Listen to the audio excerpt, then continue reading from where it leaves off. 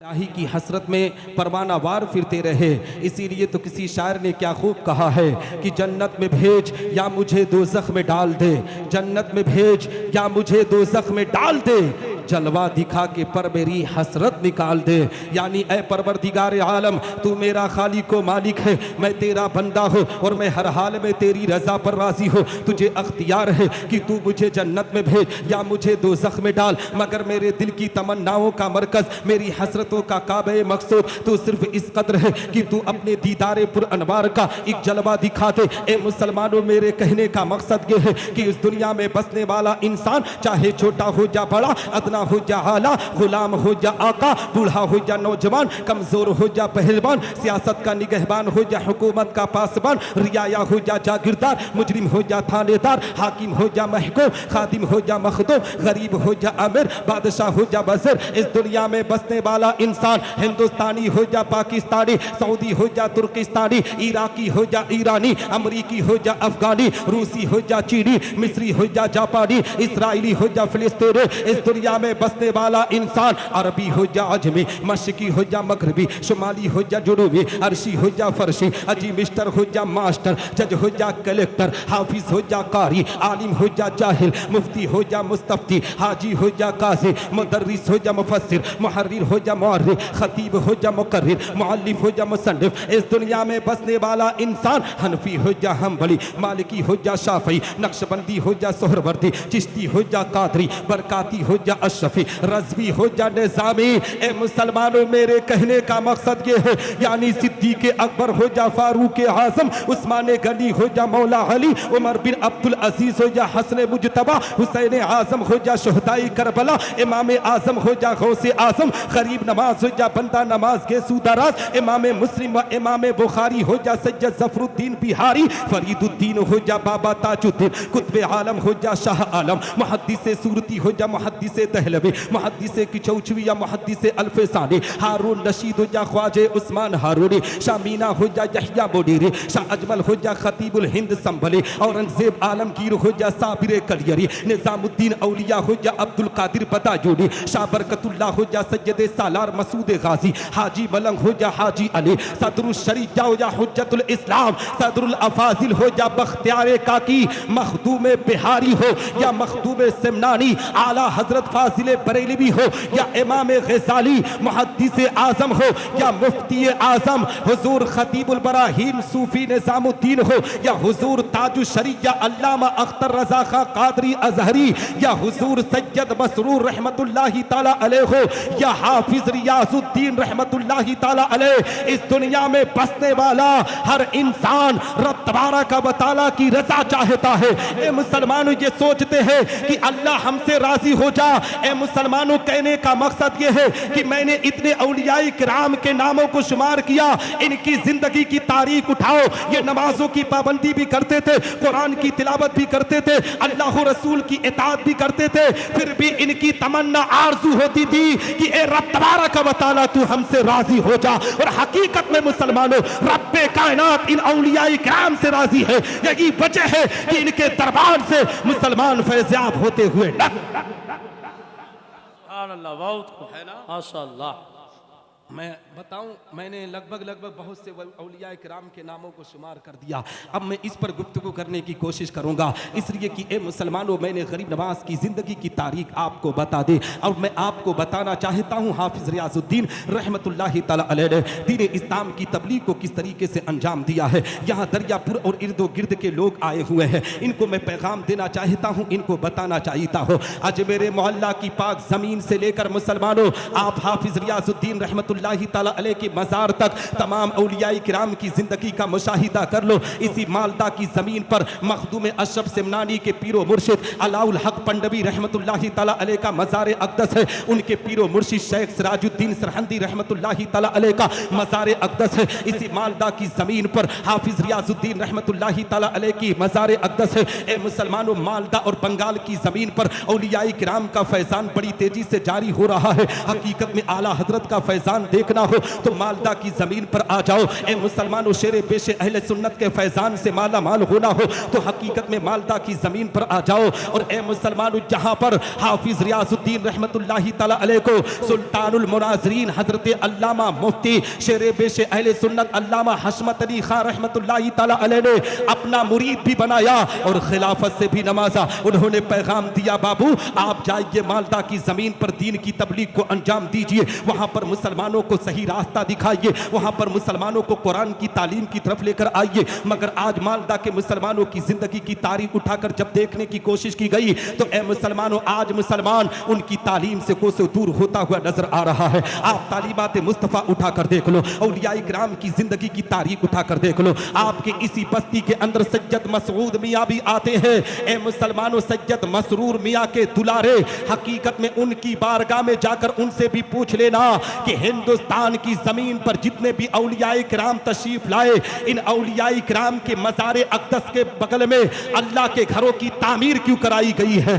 चाहे अभी मेरे मोहल्ला की जमीन की तारीख उठा दो। अभी मैं जब मालदा की जमीन पर आया था ना तो हलाउल हक पंडवी रहमतुल्लाहि तआला अलैह के पीरो मुर्शिद की बारगाह में गया, वहां भी मज़ारे अक़दस से सटी हुई मस्जिद को देखा। आप आला हजरत अजीमुल बरकत की मज़ार पर चले जाएं, बरेली की मुक़द्दस जमीन पर मज़ार से सटी हुई मस्जिद को पाओगे। मखदूम अशरफ सिमनानी की चौचा चले जाओ, मज़ार से एकदम मुसलमानों सटी हुई मस्जिद को पाओगे। आप देवा शरीफ वारी से पाक की बारगाह में चले जाओ, मज़ार से सटी हुई मस्जिद को पाओगे। आप पहराई शरीफ की जमीन पर सैयद सालार मसूद गाजी के मजार पर चले जाओ, मज़ार से सटी हुई मस्जिद को पाओगे। मखदूम बिहारी की मज़ार पर चले जाओ, मज़ार से सटी हुई मस्जिद की तामीर पाओगे। हाजी अली रहमतुल्लाहि तआला अलैह की बारगाह में चले जाओ, मज़ार से सटी हुई मस्जिद को पाओगे। ए मुसलमानों, इन औलियाए किराम की मज़ारों के बगल में आखिर मस्जिदों की तामीर क्यों कराई गई? तो उम्मत मुस्लिमा को पैगाम देने के लिए मुसलमान सुन, अगर इन औलिया की बारगाह से तुझे फैजान लेना है,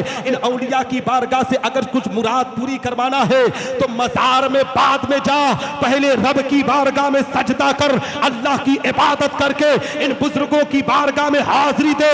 जब सजदा करके हाजिरी देगा तो रब तबारक व तआला इन बुजुर्गों के सदक़े तुफैल में तेरे घर में रहमत और बरकत की बरसात अता। सुभान अल्लाह, सुभान अल्लाह, बहुत खूब। अल्लाहु अकबर, या रसूल अल्लाह, या रसूल अल्लाह, या अली, या अली, जिंदाबाद, जिंदाबाद, जिंदाबाद, अल्लाहु अकबर, या रसूल अल्लाह।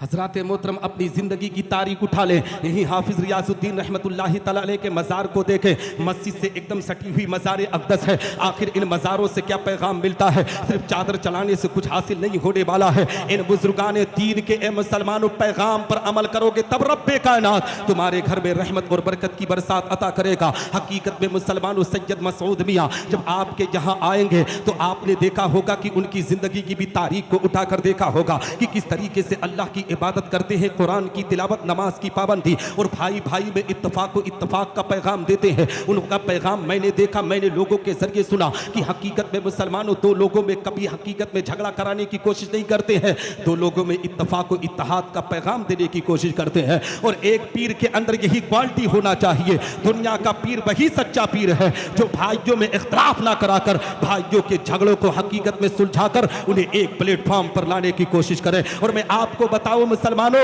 आज हालात कितने बदतर हैं, मुआशरा किस तरीके से गंदगी के माहौल में है। आज हमने अपनी जिंदगी के वकार को किस तरीके से मजरू किया है। इसी समाज के अंदर दरियापुर की जमीन पर बहुत से ऐसे मुसलमान बैठे हैं हकीकत में जिनके बेटे जवान हो चुके हैं। अपने बेटों की तरबियत पर ध्यान देने की कोशिश करो।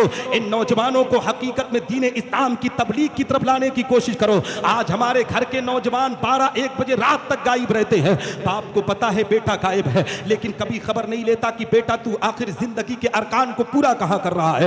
याद रख मुसलमान, अगर नौजवानों पर नजर नहीं डालेगा तो एक दिन ऐसा आएगा कि तेरा बेटा तेरी जिंदगी के साथ खिलवाड़ कर देगा। हालात कितने बदतर हो चुके हैं, हालात कितने नाजुक हैं। इसी समाज के अंदर देखा गया है मुसलमानों, माँ बाप को आज नौजवान तबका हकीकत में कितना सताने पर आमादा है। एक बाप मेरी कलाई को पकड़ कर कह रहा था, निसार अहमद निजामी, मेरे बेटे ने आज मेरी इज्जत को तार तार कर दिया है, मेरे बेटे ने मेरे वकार को मजरू कर दिया है। मैं अपनी बेटी की जिंदगी ज़िंदगी को बनाने के लिए सऊदी या दुबई तक सफ़र किया, मैं उसकी ज़िंदगी को बनाने के लिए मैं कहाँ कहाँ का सफ़र नहीं किया।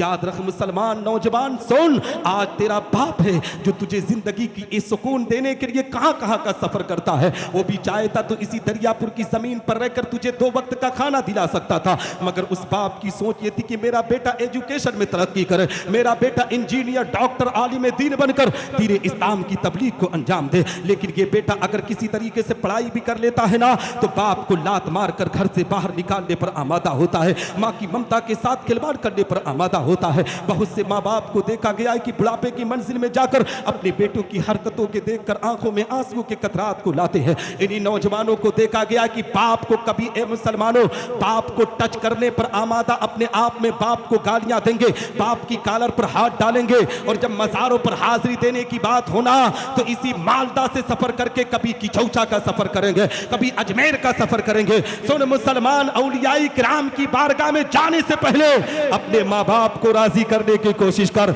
जब माँ बाप राजी होंगे तभी अल्लाह रसूल राजी होंगे। अगर माँ बाप नाराज हो गए ना, कितनी भी चौखटों का चक्कर लगा ले, ये चौखटे काम आने वाली नहीं है। जब तक माँ बाप राजी नहीं होंगे तब तक अल्लाह रसूल औलियाए किराम राजी नहीं हो सकते हैं। माँ बाप की कदर करो, माँ बाप की इज्जत करो, माँ बाप को ए मुसलमानों सुकून की जिंदगी देने की कोशिश करो, इसलिए कि तुम्हें खबर नहीं है, तुम्हें पता नहीं है, तेरा बाप तेरी जिंदगी का सुकून देने के लिए अपनी जिंदगी की कुर्बानी देने के लिए तैयार होता है। एक बाप ही होता है तो जो 2 मंजिला हकीकत में मकान पर चढ़कर 10-10 ईंटें सर पर रखकर चलाने पर आमादा होता है। खेत में पानी चलाने की बात हो तो धूप को नहीं देखता है, रात की अंधेरे को नहीं देखता है, अपने बेटे के एजुकेशन को देखता, अपने बेटे की तरबियत को देखता है। मैं आपको इसी जनवरी के महीने का वाकया बयान करना चाहता हूँ। मैं शहर कानपुर के अंदर, उत्तर प्रदेश के अंदर एक शहर कानपुर, मैं वहाँ तकरीर करने के लिए गया था। हकीकत में मुसलमानों जनवरी के महीने की बात बता रहा हूँ, इसी साल 2024 की बात बता रहा हूँ।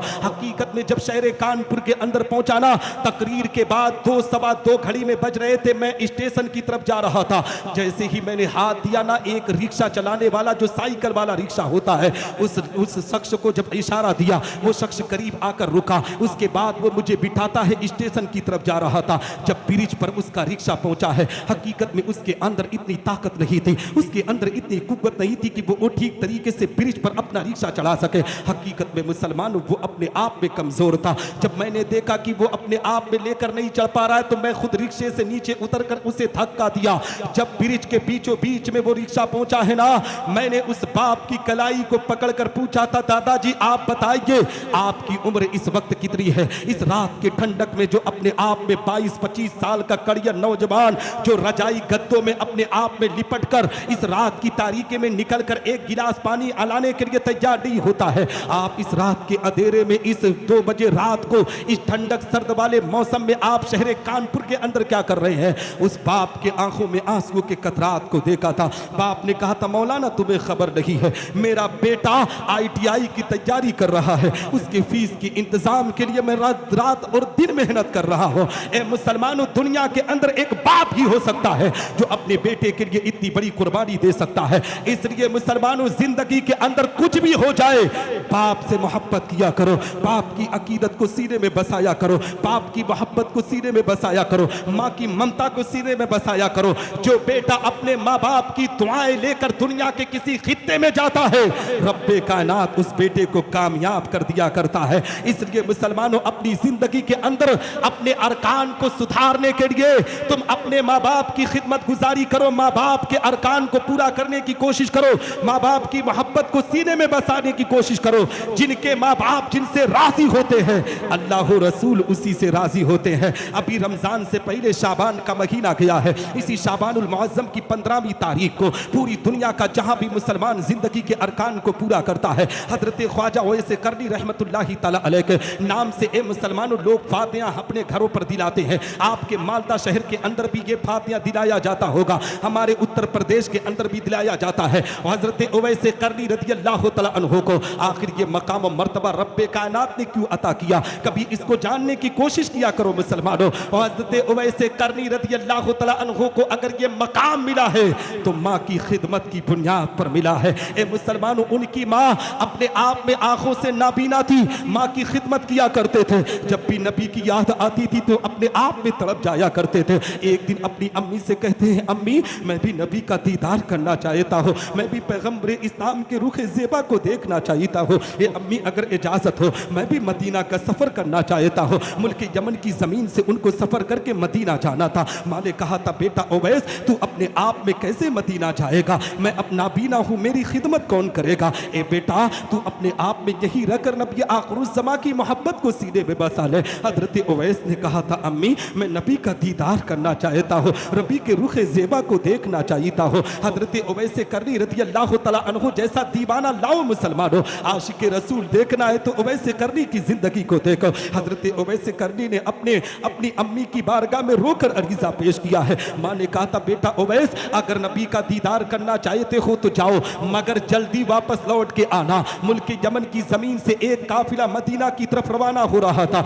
हज़रत उवैस करनी रज़ी अल्लाह तआला अन्हु अपनी वालिदा माजिदा को सलाम पेश करके, ए मुसलमानों उस काफिले से सफर कर रहे हैं, मगर काफिला वाले कहीं कहीं रुक रुक कर सफर करते हैं। मगर उवैस करनी नबी का वो दीवाना आशिक रसूल जो नबी से भी प्यार कर रहा है और नबी के बताए हुए रास्ते पर अपने माँ को भी मोहब्बत कर रहा है। जानते हो जब मदीना की गलियों में पहुंचे हैं, मदीनतुर रसूल के अंदर पहुंचे हैं, मदीना की गलियों को देखकर सिसकियां लेकर रोना शुरू करते हैं। लोग से कहते हैं, ऐ लोगों यही वो जगह है जहाँ नबी आखिरुज़्ज़मा चलते हैं, यही वो गलियां हैं जहाँ नबी आखिरुज़्ज़मा निकल कर अपने आप में सफर करते हैं। आंखों में आंसुओं के कतरात को लेकर नबी आखिरुज़्ज़मा के शहर में रो रहे हैं। एक सहाबी की कलाई को पकड़ करते हैं, साहबी रसूल बता मैं नबी का दीदार करने के लिए मुल्क यमन से आया हूँ, आखिर नबी आखिरुज़्ज़मा हमसे मुलाकात कहाँ करेंगे। ए मुसलमानों, सहाबी ने कहा था अगर नबी का दीदार करना है तो मस्जिद नबी में चले जाओ। हज़रत उवैस करनी रज़ी अल्लाह तआला अन्हु मस्जिद नबी के दरवाजे पर पहुंचे हैं। दरवाजे से आवाज़ देते हैं कि मैं मुल्क यमन की ज़मीन से नबी का गुलाम नबी का दीदार करने के लिए आया हूँ। सहाबा बाहर आते कहते हैं, नबी आखिरुज़्ज़मा मस्जिद नबी के अंदर नहीं, हुजरे आयशा में आराम कर रहे हैं। वो नबी का आशिक, नबी का दीवाना, नबी आखिरुज़्ज़मा की मोहब्बत में अपने आप में गिरफ्तार होने वाला वो नबी का आशिक तड़प जाता है, रोने पर आमादा हो जाता है। या रसूल अल्लाह आपके रुखे ज़ेबा की ज़ियारत करने के लिए आया हो। आप ही ने कहा है कि अगर माँ की बद्दुआ कोई लेगा तो दुनिया के अंदर रब्बे कायनात उसे जहन्नम की आग में डालेगा। या रसूल अल्लाह मेरी माँ ने मुझसे कहा है कि तू जल्दी लौट कर आना। हकीकत में मुसलमानों मस्जिद नबी के दरवाजे से सीधे हुजरे आयशा में जाता है। हुजरे आयशा पे आवाज़ देता है, कहता है मैं नबी का आशिक हूँ, मैं नबी का दीदार करने के लिए आया हूँ। अम्मी आयशा आवाज़ देती है कि नबी आखिरुज़्ज़मा अपने आप में बाहर तशरीफ ले गए हैं, अगर नबी से मिलना है तो थोड़ी देर बैठना होगा। ए मुसलमानों, दिल में आरज़ू तमन्ना है कि अगर मैं मदीना में पूरा वक्त दे दिया तो मुल्क यमन कब पहुंचूंगा। मेरी माँ अकेले है, मेरी माँ की खिदमत कौन करेगा। अगर मेरी माँ की जबान से दुआ निकल गई तो रब्बे कायनात और रसूलुल्लाह मुझसे नाराज हो जाएंगे। हकीकत में मुसलमानों रोते हुए अर्ज करते, अम्मी सुनो सुनो, दरवाजा खोल दो, मैं नबी का दीदार करने के लिए आया हूँ। अगर नबी नहीं है तो नबी आखिरुज़्ज़मा जिस बिस्तर पर लेटा करते हैं उस बिस्तर को एक मर्तबा देख लूंगा, उवैस को करार मिल जाएगा, उवैस को चैन और सुकून मिल जाएगा। हजरत उवैस करनी रज़ी अल्लाह तआला अन्हु, ए मुसलमानों, हजरत आयशा सिद्दीका पर्दे की आड़ में जाती है। हजरत उवैस करनी जैसे ही नबी आखिरुज़्ज़मा के उस बिस्तर को देखते हैं जिस पर नबी आराम करते हैं, लिपट कर रोना शुरू करते हैं, सिसकियां ले लेकर रोते हैं, आंखों में आंसुओं के कतरात को जारी करके रोते हैं। हकीकत में मुसलमानों ऐसा पता चल रहा था एक आशिक अपने माशूक की मोहब्बत में इस तरीके से तड़प रहा है। हकीकत में मुसलमानों रो रो कर अपने आप में आंखों से आंसू के कतरात को जारी करते हैं। दीदार करने के बाद, उसकी ज़ियारत करने के बाद मुल्क यमन की तरफ लौट जाते हैं। जब नबी आखिरुज़्ज़मा हुजरे आयशा में पहुंचे हैं, हजरत आयशा सिद्दीका नबी की बारगाह में अर्ज करती, या रसूल अल्लाह, आज मैंने एक ऐसे आशिक को देखा है, एक ऐसे दीवाने को देखा है, एक ऐसे मस्ताने को देखा है जो आपके बिस्तर को देखकर आंखों से आंसुओं के कतरात को जारी कर रहा था, आपके दीदार के लिए अपने आप में तड़प रहा था, मगर एक तरफ माँ की मोहब्बत भी उसे रुला रही थी। वो बार बार कह रहा था कि नबी का फरमान है, जो माँ से मोहब्बत करेगा नबी उससे मोहब्बत करेंगे। हकीकत में मुसलमानों, हजरत उवैस करनी रज़ी अल्लाह तआला अन्हु ये अपने आप में जबान से विद कर रहे थे। हजरत आयशा सिद्दीका ने जब नबी की बारगाह में इन जुमलों को पेश किया है तो नबी आखिरुज़्ज़मा इरशाद फरमाते, आयशा तुम्हें खबर होनी चाहिए जो शख्स आया था वो कोई आम शख्स नहीं है, वो मेरा आशिक जिसके बारे में मैं सहाबा से कहा करता हूँ, सहाबा मुझे मुल्क यमन से वफा की खुशबू आ रही है, जो वफा की खुशबू आ रही है वो कोई और नहीं, वो मेरा गुलाम उवैसे करनी है, जो अपने माँ की ऐसी खिदमत करता है, ऐसी खिदमत करता है कि रब्बे कायनात उससे राजी हो चुका है। एक दिन की बात है, नबी आखिरुज़्ज़मा तशरीफ फरमा है, हजरत अली भी बैठे हुए हैं, हजरत उमर बिन खत्ताब भी बैठे हुए हैं। नबी ने इरशाद फरमाया, ए उमर ए अली, जब तुम्हारी कभी मुलाकात वैसे करनी से होना तो मेरी गुनहगार उम्मत के लिए मग़फ़िरत की दुआ कराना। हजरत उमर नबी की बारगाह में अर्ज करते, या रसूल अल्लाह, आपकी उम्मत के लिए आपसे बेहतर दुआ किसकी हो सकती है? आप दुआ कीजिए, रब्बे कायनात गुनहगारों की मग़फ़िरत करेगा। नबी के फरमान को नोट करो, नबी इरशाद फरमाते, ए उमर ए अली, सुनो सुनो, उवैसे करनी अपने माँ से इतनी मोहब्बत करता है कि उवैसे करनी ने अगर मौला की बारगाह में मेरी गुनहगार उम्मत के लिए हाथों को उठाकर दुआ कर दिया, अपने माँ को वसीला बनाकर, तो रब तबारक व तआला उवैसे करनी की दुआओं की बरकत से मेरी गुनहगार उम्मत की मग़फ़िरत फरमा, है ना। तो हजरात मोहतरम,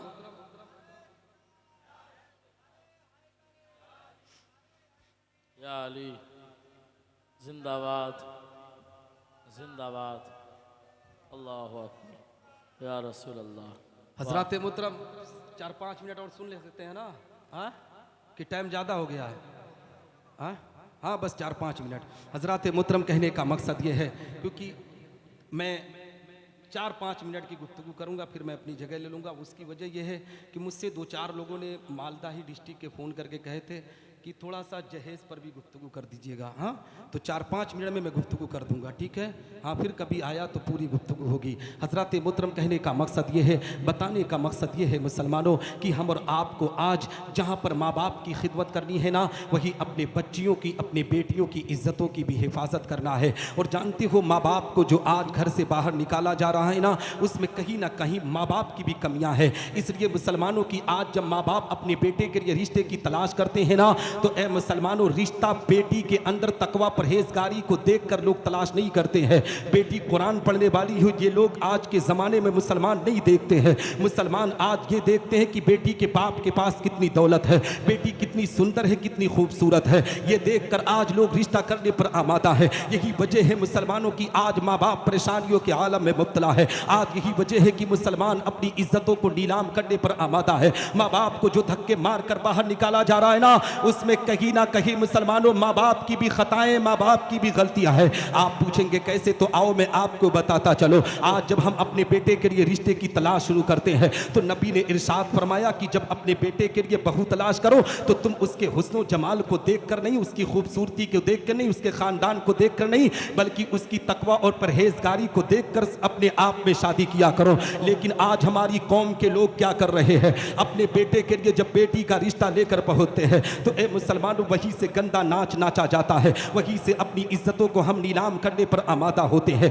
एक बाप अपने बेटे का रिश्ता लेकर जब किसी लड़की के घरवाले के पास पहुंचता है, तो हकीकत में मुसलमानों उसकी दौलत को देखकर, उसके पैसे को देखकर, उसके रुतबे को देखकर अपने बेटे का रिश्ता कर दिया करता है। हमने तो यहाँ तक देखा है कि ए मुसलमानों, आज जब रिश्ता हो जाता है ना, तो रिश्ते के बाद हम जब उसके दरवाजे पर चंद मेहमानों को लेकर पहुंचते हैं सगाई करने के लिए, तो आपने भी महसूस किया होगा कि किस तरीके से लड़की की इज्जतों को नीलाम किया जाता है। हकीकत में मुसलमानों, लड़की के बाप के दस्तरखान पर हर कोई निगाहें जमाए रहता है। लड़की के दस्तरखान पर अगर तरह तरह के फ्रूट, तरह तरह के पकवान, तरह तरह की मिठाइयाँ होना, तो आज हमारी कौम के लोग कहते हैं कि बहुत अच्छा रिश्ता पकड़ा है, बहुत टाइट रिश्ता उन्होंने पकड़ा है। ए मुसलमानों, अपने आप में इस बात को नोट कर लो, अगर लड़की का बाप अपने दस्तरखान पर दुनिया के तरह तरह के फ्रूट, तरह तरह के पकवान रख रहा है, और उसकी बेटी सोशल मीडिया पर रील बनाकर अपनी इज्जतों को नीलाम कर रही हो, बाजारों में बेपर्दा घूमने वाली हो, अपने आप में अपनी इज्जतों को गैर मर्दों से बात कर नीलाम करने वाली हो, तो ऐसी बेटी को अगर बहू बनाओगे तो तेरे घर में रहमत नहीं नहीं बल्कि तेरे घर के लिए ज़हमत हो जाएगी। इसलिए मुसलमानों, बेटी ऐसी लाने की कोशिश करो जो बेटी कुरान पढ़ने वाली हो, जो बेटी नमाज पढ़ने वाली हो, जो बेटी शरीयत मुस्तफ़ा के अहकाम पर अमल करने वाली हो, जो बेटी कनीज़े फातिमा बनकर जिंदगी के अरकान को पूरा करने वाली हो। लेकिन हालात का जायजा लो, आज समाज के दुश्मनों ने समाज का कितना नुकसान किया है। आज हम जब लड़की के दरवाजे पर पहुंचते हैं, पहुंचने के बाद ए मुसलमानों, बाकायदा लड़की के बाप को बुलाया जाता है। बुलाने के बाद लड़की के बाप के सामने डिमांड रखी जाती है कि 2-4 लाख देगा तब तेरी बेटी की शादी करेंगे, 2-4 लाख कैश देगा तब अपने घर को, अपनी बेटी को बहू बनाएंगे। ए मुसलमानों सुन, ये जो अपने जहां जहेज की राय तुम पेश कर रहे हो, इसको निकाल फेंक कर कोशिश करो। इसलिए कि तुमने शादी को इतना महंगा कर दिया है कि गरीब घर की बच्चियां आज हकीकत में मुसलमानों निकाह की वजह से वो जिना के अड्डों पर अपने वकार को मजरू करती हुई नजर आ रही है। जिनाकारी सस्ते हो रही है और शादी ब्याह इतना महंगा लोग करने पर आमादा है। एक साहब ने जहां से बताया कि 10-10 लाख रुपया कैश लेकर लोग अपने बच्चों को बेचा करते हैं। मैं कहता हूं वो लोग शादी नहीं करते हैं, अपने बेटों का सौदा किया करते हैं। हकीकत में मुसलमानों, जो बाप ना किसी बेटी के बाप से अगर जहेज की डिमांड करता है तो जहां पर एक तंजीम बनाने की कोशिश करो, जैसे हाफिज रियासुद्दीन रहमतुल्लाह ताला अलैह की उर्स के लिए तो मुत्तहिद होकर अपने आप में इस पैमाने की तरह से यहां पर खड़े हो। इसी तरीके से एक यूनियन, एक तंजीम बनाने की कोशिश करो।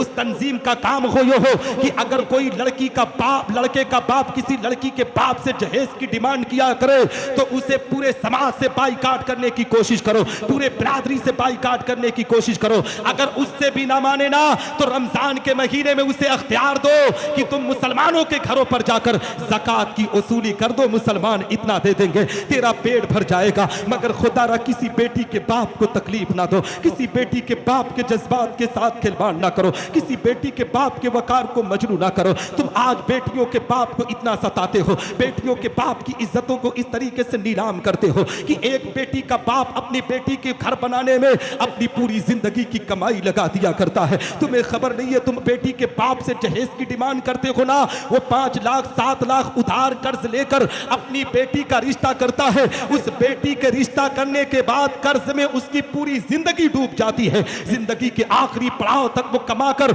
उसकी भरपाई नहीं कर पाता है। मुसलमानों, बेटियों के बाप को तकलीफ ना दिया करो, बेटियों के बाप की इज्जतों के साथ खिलवाड़ ना किया करो। जानते हो जो घर बर्बाद हो रहे हैं इसी वजह से बर्बाद हो रहे हैं। हम बेटियों के बाप से जहेज की डिमांड करते हैं। जब बेटी के बाप को सताया जाता है तो बेटी पर्दे की आड़ से अपने बाप की मर्यादा को देखती है, अपने बाप की इज्जत को देखती है कि मेरे बाप की मर्यादा को किस तरीके से छीना जा रहा है, मेरे बाप की इज्जतों को किस तरीके से नीलाम किया जा रहा है। मौला की बारगाह में बेटी दुआ करती है कि रब्बे कायनात, काश अगर किसी तरीके से मैं इस घर की बहू बन गई ना तो अपने शौहर को चंगुल में लेकर इसके माँ बाप को धक्के मार कर बाहर निकालूंगी। यही वजह है मुसलमानों, जो माँ बाप अपने बेटों की शादी नहीं, अपने बेटों का सौदा करते हैं, अपने बेटों को बेचा करते हैं, उन्हीं माँ बाप को धक्के मार कर बाहर निकाला जाता है। खुदारा मुसलमान, बेटी के बाप को इज्जत दे। जो बेटी तेरे घर की बहू बनकर आएगी, जिंदगी के आखिरी सांस तक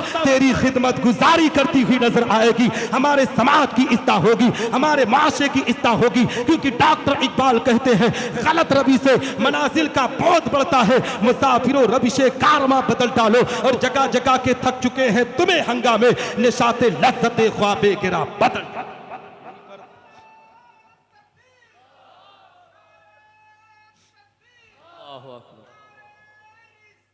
या रसूल अल्लाह,